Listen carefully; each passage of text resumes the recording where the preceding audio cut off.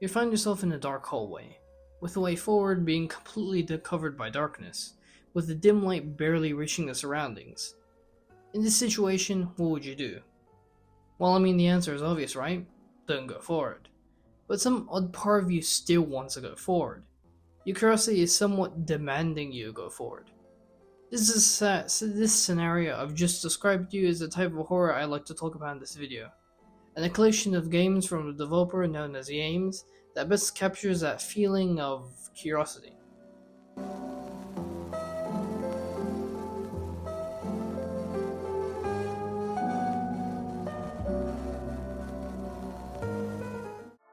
Before we dive into the main course, I'd first like to talk about Yames' more simple game, titled Via Negativia, published for the How Have You Been Jam.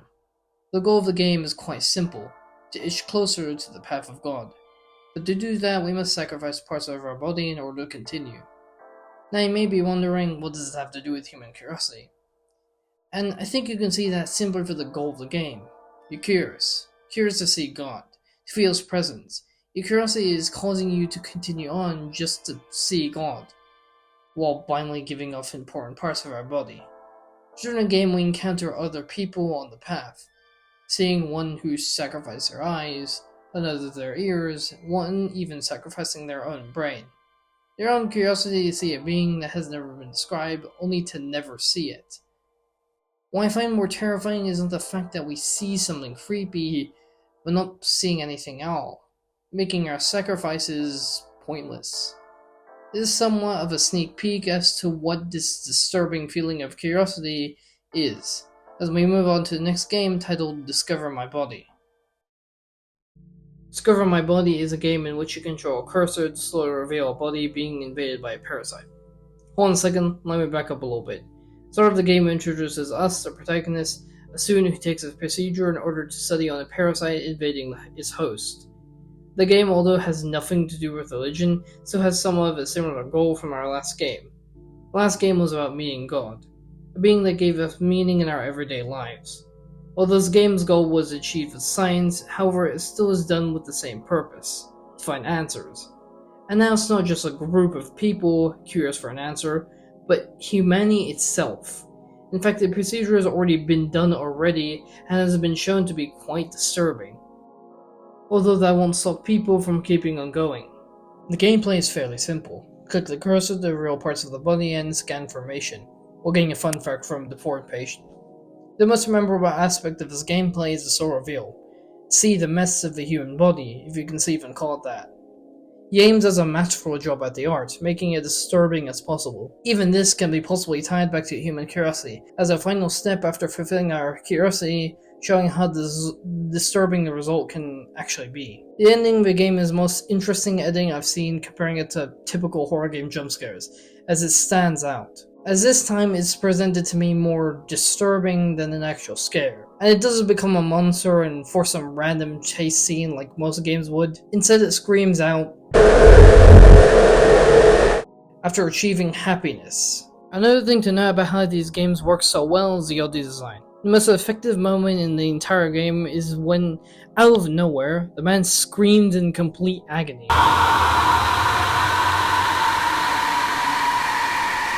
However, what's great about this moment is, or more of this entire game, is how nonchalantly calm the patient is.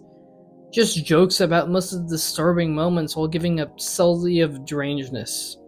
Derangeness, is that actually a word? Let me check. No, it's not. I'm gonna still keep this in anyways. Which also highlights how our own curiosity can make us act unhinged, going to insane lengths to discover the answer. Bringing us to the next game as we dive deep to play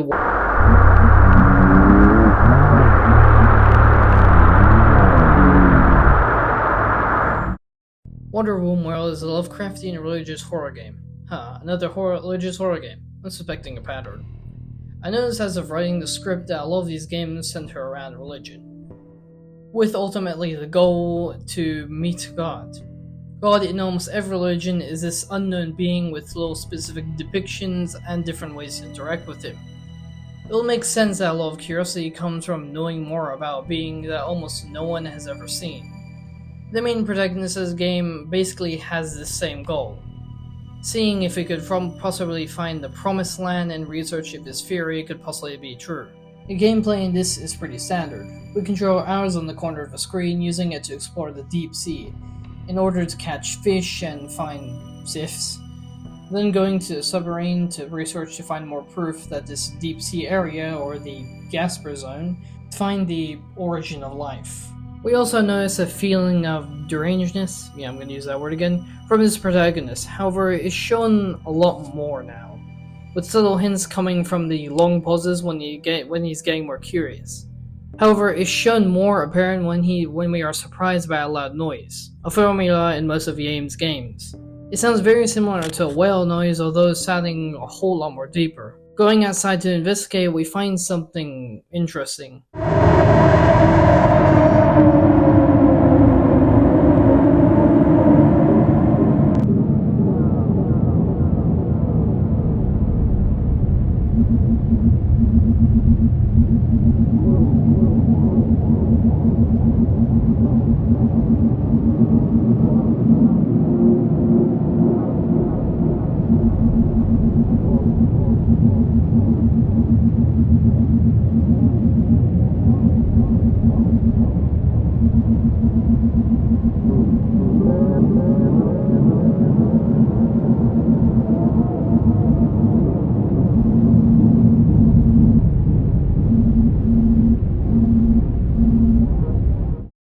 What makes the scene quite disturbing is not just the appearance, but how the protagonist literally receives a message from an angel, and rather than listening to the warning, he instead insists on continuing the research further. It's almost terrifying that the most creepiest aspect of this game is the protagonist you control, or the limited control we're given anyways.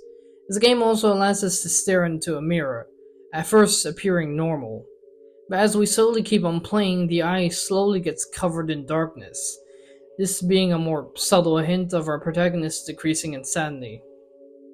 The ending to this game is honestly the most terrifying moment in the entire game. It first starts with us after researching our second match, which we are led to another strange town.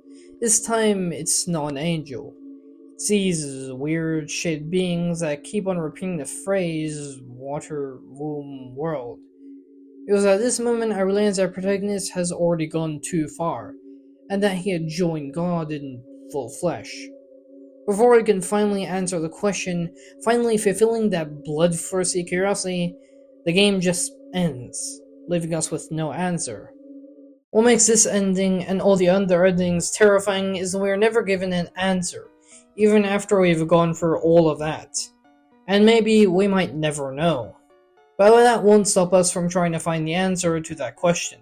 And that's what's so terrifying about human curiosity.